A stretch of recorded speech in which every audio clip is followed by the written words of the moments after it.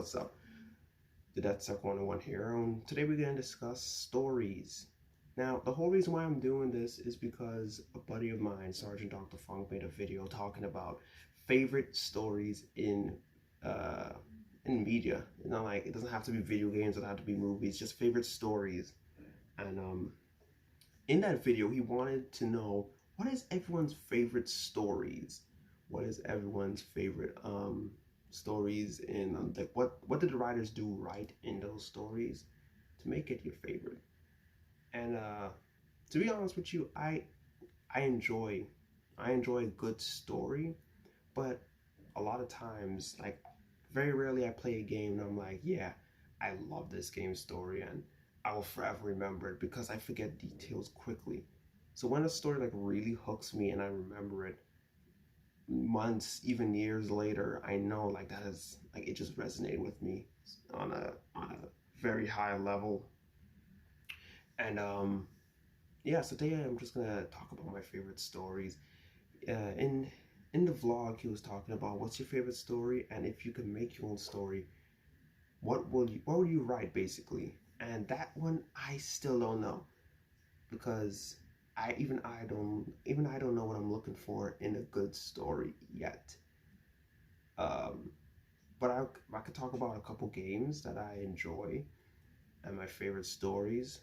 I'll talk about I think I'm gonna talk about 3 games today. Um, I don't really watch that much movies, and I don't really read manga or anything, so I can't really think of like a good manga because I don't do that.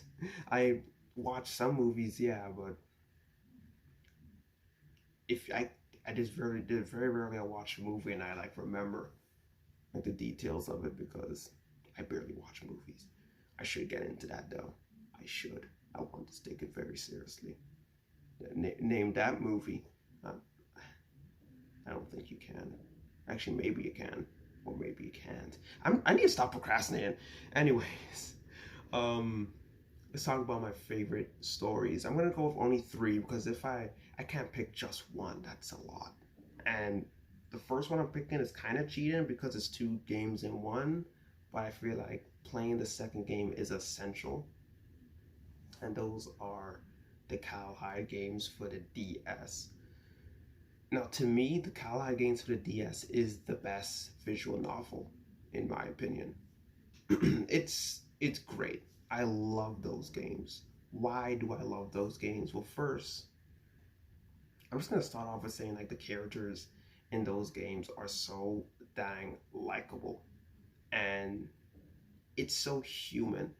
You know, like most visual novels I played is always some ridiculous element to it. Phoenix Wright is over the top, you know, with the objections and all that, and you know, there's a lot of over the top craziness, and I enjoy over the top stories. Don't get me wrong, but it was kind of refreshing to play a visual novel that is just normal, you know, no flipping like Steins Gate, for example. I played Steins Gate, I think 2 3 years ago. That game's story is all about time, and that game has a lot of stuff to it. I forgot most of it because I'm sorry, I forget a lot of stuff. That just happens. I forget a lot of details. But the Cowhide games is the most normal visual novel I've played. Basically, you play as a door-to-door salesman who is a former police officer, and he had a buddy in the police force named Bradley. Um, Bradley was his police buddy, but then, you know, I think Bradley was on a mission to take down this mafia in New York, named Nile. Uh, but then, Kyle realized that his buddy Bradley is actually working with Nile, so he had to like get to the bottom of it. And like, this is not big spoilers because this happens in literally the first 20 seconds of the game. This is what happens. Kyle Hyde is he meets face to face with Bradley, and he ends up shooting him, his police buddy. But Kyle Hyde believes that his buddy is still out there, even though he shot the man. He shot him in the river. He still believes he's out there. He still believes he's alive, and he wants those answers. Why did he betray the police force? Why did he work with Niall? Why would he do that? And so, like, that is something that is bothering Kyle. Like, he wants to get to the bottom of that. But this is years later, a couple years later. He's not with the police force anymore. He moved to Los Angeles, and now he is working as a door-to-door salesman. And I guess like one of his first, I don't know if he's like new to the job or not. I guess he is. I can't really remember. But one of the uh, one of the things he ended up doing is like going to a hotel, and that is Hotel Dusk. And at first he is selling things to people. He's trying to sell a couple gadgets and doodads and all that stuff, a couple trinkets and all that stuff. And but then he suddenly realized when he like played the game more and more that this hotel is connected to Niall. So he is like actively trying to figure out the story behind this hotel, and he wants to get those answers. And I'm not going to tell you if he gets those answers to the end of the game, but the way they present that story is it's just so perfect in my opinion, because Kyle Hyde, like, he's as human as it gets. You feel what he's feeling basically. Especially in the second game, and I could talk about the second game for ages, but I'm gonna wrap up talking about Hotel Dust, saying that like the characters, the reason why I love that game so much is the atmosphere. The jazz music fits the atmosphere perfect. The artwork is amazing, and the more you play, the more hooked you get. You just like, and it doesn't feel out of place. It's normal. I enjoy that with the series, that it's normal, and you just it's hard for me to explain. But with the second game I could explain more. Like, the first game is great and all, I love it, but the second game is just, it's so much better. Because like even in the first game, and this is not a big story, this is just something he talks to with a buddy later on in the game. But so one of his old time friends was asking him about his dad, and he ended up, I guess, saying in his mind what happened to his dad. I think you have an option. You could tell him the truth of what happened to his dad, or just like whatever, I'm not gonna tell you. But basically what happened to his dad is that he died, and even he was in some shady work. Kyle's dad was in some shady work, and the whole premise of the second game is figuring out what happened to his dad. And in the second game, Last Window Secret of Cape West, you can tell Kyle is like, he's more chill. He's not as grumpy as before, and like that's character development. He's still Kyle. He's still sarcastic, but he's still like he got better in his personality. He's more likable even then. In the first game, he's likable, he's sarcastic and all that, but in the second game, he's even more likable. And now you really want to get to the bottom of things in the second game. What happened to his dad? And similar to the first game, the people that he gets in contact with will give him information on what happened to his dad. And does he get that answer? I'll leave that up to you to decide. But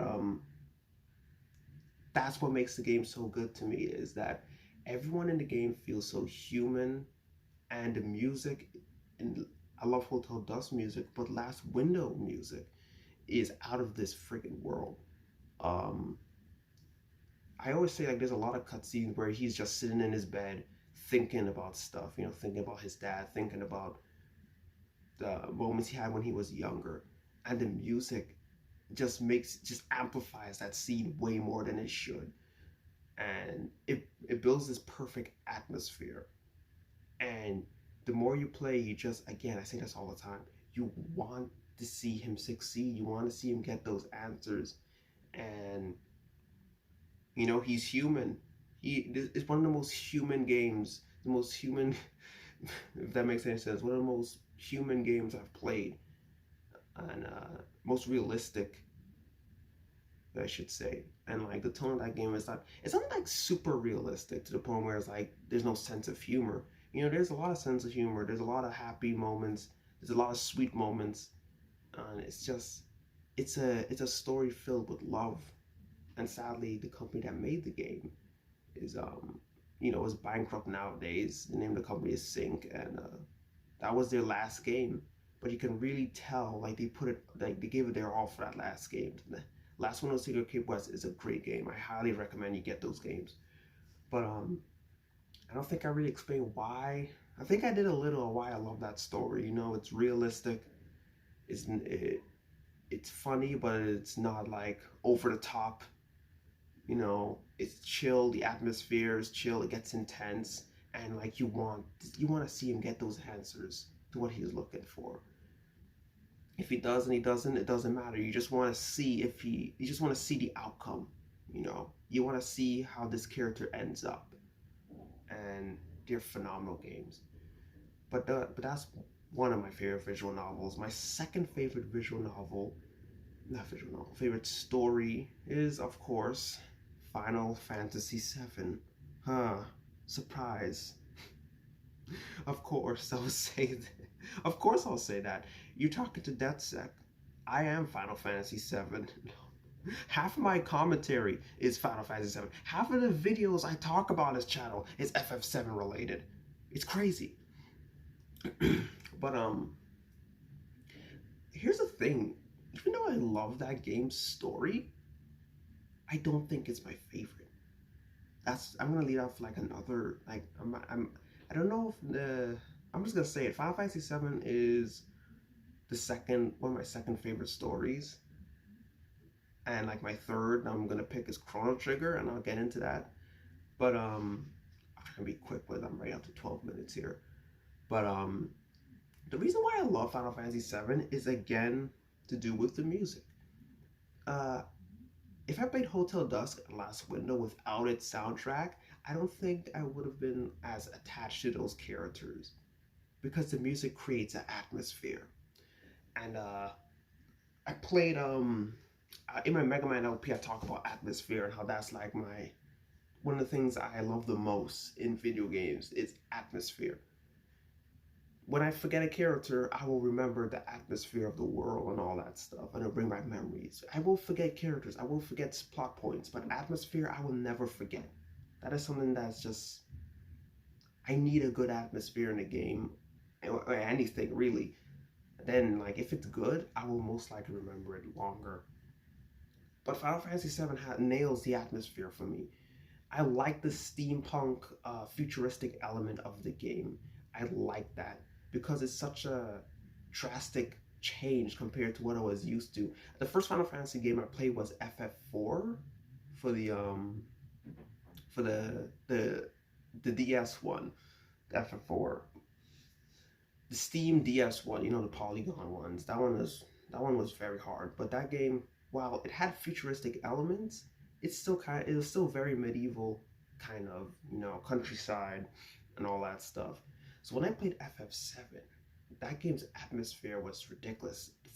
The first bit of the game is like you in Midgard, the steampunk element. I guess you call it steampunk, futuristic, sci-fi type element, and I enjoy that. I guess I like a sci-fi setting to a degree. Like if it's like a Star Trek and all that stuff, Star Wars. Like I enjoy Star Wars. I enjoy Star Wars a little bit, not that much. I don't know if I can watch Star Trek. That's too spacey for me. I played Mass Effect. I enjoyed Mass Effect, but there's like a point where I'm like, okay, this is a little too much for me. I'm not really into space. But FF7 hit that perfect stride, you know. It had its medieval sections, kind of, sort of. I don't know if medieval is the right word, but like it had a country setting, it had its steampunk setting and all that futuristic side. It's just, I love the atmosphere in FF7. But what I love the most about that story is its build up. Before I played the game, the only thing I knew of FF7 was One Wing Angel. That song was incredible. And I barely even know who Sephiroth was. I just knew that he was the big bad of the game. Sephiroth is the big villain. And I have to say, like, that game, if that game didn't have Sephiroth, I would still love it. But like, if it was a different villain, I don't know if I'll love it the same way as I did. Sephiroth to me is such an important villain in video game history, in my opinion, because, and this could go with the full debate between who's better, Sephiroth or Kefka. Honestly, I feel like Kefka is more evil. He achieved what he wanted to achieve, but he feels like a madman without a motive. And you know, some people will enjoy that. It's like, this guy's so crazy. He's just crazy for the sake of it.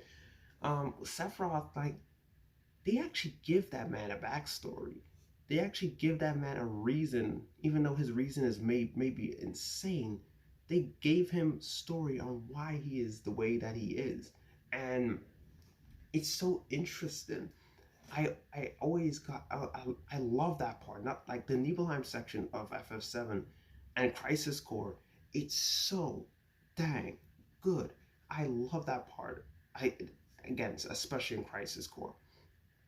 The Crisis Core section of Nibelheim is even more fleshed out than the original, and that part just brings so much context to Sephiroth's character, and it's like, now it's like I'm more attached to this villain, so I could get to, because I know what he's dealing with. I know what's ticking in his mind. I know what he's thinking, kind of. I know why he is the way that he is. And I didn't really play a game that, I never really played an RPG at that time that did that. I only played one RPG at that time, and that's FF4. And there's not too many RPGs that I've played that actually done that. I guess Earthbound to a degree does that, and Mother 3. I'm not gonna spoil that, but those two games, you know, mostly Earthbound and Mother 3. The main villain of those two games, like, not gonna talk too much about it, because if you want to play it, you could just play it. But I like how they give him a backstory and give him, like, I love that in the villain. Very rarely I would like a game if they're like, or any type of media or story, if there's like a big bad but he just appears, you know. That's another reason why I'm not a big fan of FF9 final boss. The final boss in that game, he just literally appears. Doesn't really have that much of a backstory. He's just like, he's the big bad, this is the final boss. I'm like, okay, but why? Give me a reason. And FF7 nailed that. They give me a backstory. You actually get to see this man turn crazy, and gives me that extra reason gives me that motivation to like take this guy down. And I feel like, to me, I could talk about FF7 for so long, but that's just I'm not gonna do that. I have other videos where I talk about that game. But one of the biggest reasons why I love that game is how they portray the villain and they give him a backstory. That is something that I love. I love that. I could talk about other things, how Cloud gets his character development, but to be honest, I prefer Zack over Cloud when it comes to who's the better character. And I could talk about it in Crisis Core. I'll go and talk about it real quick. My props go to Square Enix when they made Crisis Core. That game has so much flaws, in my opinion. There's so much flaws in Crisis Core, but what they nailed was Zack. Essentially, Zack Fair was a MacGuffin, you know, that term that they used, like a character or person or plot item that is used just to, you know, for plot twist's sake. In FF7, Zack was mostly just that, and then they give him an extra cutscene. And while, yeah, you could completely miss that cutscene if you don't know any better. I did on my first playthrough. When I played through the game the second time, I saw that cutscene. If you know the cutscene, if you know what I'm talking about, you will see it in Crisis Core. But in FF7, you can miss that cutscene, I'm pretty sure. But essentially, he is a MacGuffin. He is a character that is just there for He's a plot twist item basically. In Crisis Core, they build upon Zack and made him such a complete different character compared to Cloud. He is goofy, he's funny. I said this before. I love funny characters. I relate to them because personally I'm a funny person. I guess I am. I'm a goofball. I'll just say it. Like I'll. If you hang out with me in voice call, you know all the stupidness I say on voice call. So I enjoy a good goofball in my story, and Zack, he is that, but he just has like this unrelenting faith and belief, and like this determination to become a hero. And dying it by the ending of Crisis Core is like, holy shoot.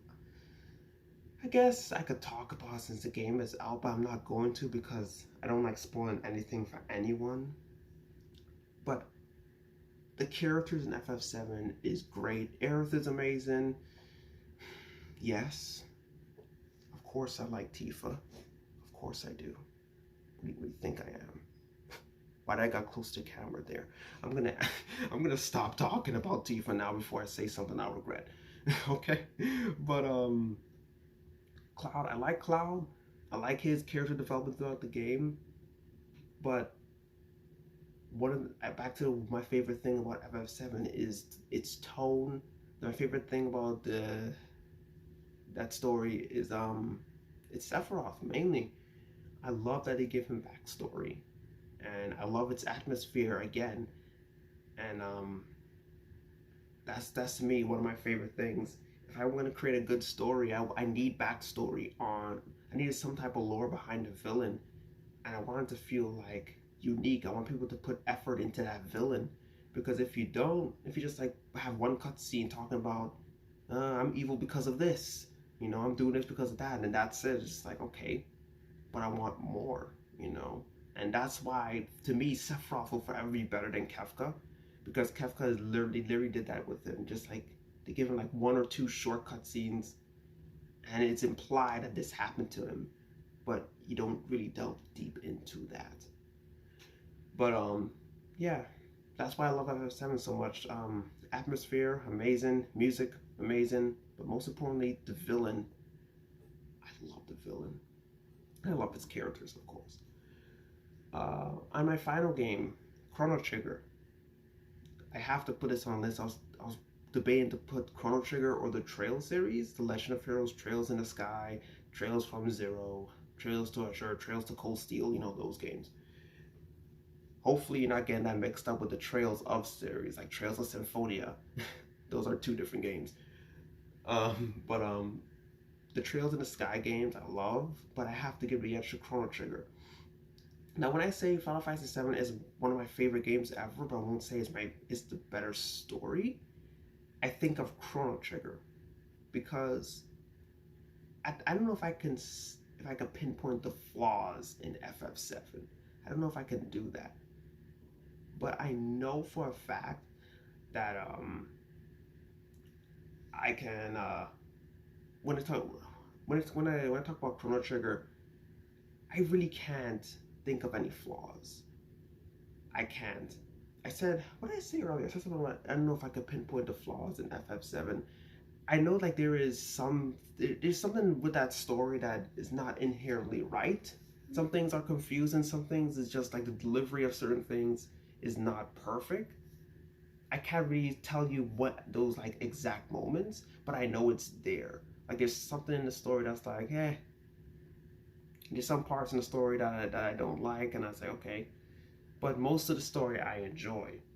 Chrono Trigger, for example, that game to me is perfect, story-wise. The pacing is phenomenal in that game. There's not a single part in that game that feels like overused or just like there for the sake of it. It's there and it all fits perfectly. And this is a game that is ridiculously over the top. You have a time machine. You go to the flipping medieval times. You go to a part where you're literally talking to Oonga Boongas, cavemen and women, give dactyl. You fire dactyl, dude. You fire dactyl. Like, the game is over the top, but it just fits. it just, I don't know how the hell they did it, but everything fits perfectly in this perfect present that is delivered to you on this 25-hour perfectly paced JRPG. If you don't play Chrono Trigger, dude, play the game, my dude. It is perfect in my opinion. Final Fantasy VII is still my favorite game ever, because if it wasn't for FF7, I wouldn't play Chrono Trigger. That game was, I say FF7 is the genesis of my awakening to certain medias, I should say. It was the genesis. It was the Sega genesis. I'm talking about.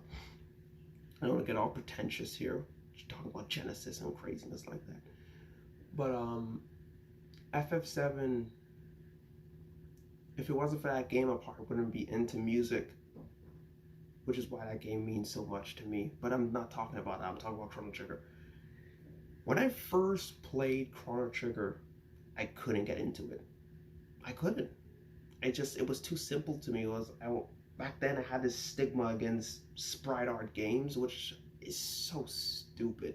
It's so dumb. I wasn't into NES games because they're too old school for me. It's just like I was thinking with a stupid brain, but I actually give the game a chance and I played it, and my God, I love that game. What does Chrono Trigger do right? It's paced perfectly. You know, it's over the top, but they managed to make it fit and make it work. I enjoy over the top stories. Cowhide Games is not over the top. It's serious, but it's funny to a degree, but it's normal, right? I enjoy that. FF7 is over the top. Sometimes a little too over the top. There's some scenes that's kind of like, okay, does this need to be here? You know? Chrono Trigger is over the top too, but everything fits. And I don't know if I can explain why it fits, but it just does. The time element of that game is not overly complicated too, because when you start talking about time and time travel and all that stuff, things kind of get confusing and kind of get complex. It is advanced, like the story is complex, but just enough. It doesn't get too political. Certain, like, here's the thing, politics in games, I will get lost when the game starts to get too political on me. Especially like if they talk about too much about one, like this political thing and this political group and all that, and war this and war that. It's too much to keep track of for me, and I will forget them if they're not constantly telling me, give me updates on that, you know, political group or whatever, or side or whatever. But in Chrono Trigger, it has little bits of everything, but it's just enough for someone who is young to understand, and just enough for someone who is like, this is not their first rodeo. They like complex stories. Could get like a complex story out of it, which is why I love Chrono Trigger so much. It's the pacing, really. The tone of that game is over the top, heartwarming in certain degrees, funny. The combat's amazing. That's nothing to do with the story. There's plot twists that I did not expect at all, and you know, it just fits. It fits. I wish I could explain it better. My God, I wish I could explain it better. But everything just fits. All the characters. Like, you literally recruit a robot, a frog, and a cave woman, my dude. A cave woman? Are you serious? You recruit all these people, and it doesn't just feel there just for the sake of being wacky. It fits because the whole time element of the game, and they don't get all pretentious with it. It doesn't get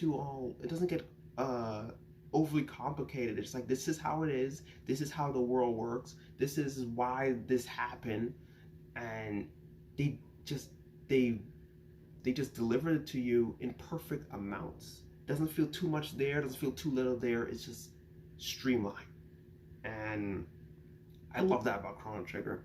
This is a game that they could easily make this into a 60-hour game. Talk about it for years. Okay, not for years. Talk about it for hours upon hours and hours, and just keep on expanding upon it, making it a long, long story. But Chrono Trigger is like a 25-hour game, 20-hour game if you know what you're doing. And last thing, the side quests.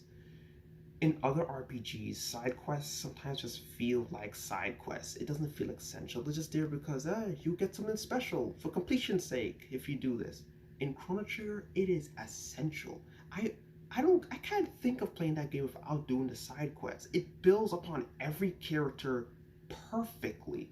Every side quest, Frog side quest is amazing. Marl side quest is amazing. Ayla doesn't really have a side quest. She doesn't really have one. The DS version she does, but she doesn't really have that. Another, I was about to name, I was about to drop another character's name, but that's a spoiler. But his side quests, oh my god. Chrono Trigger is perfect. Oh my goodness. I could talk about that game all day, seriously.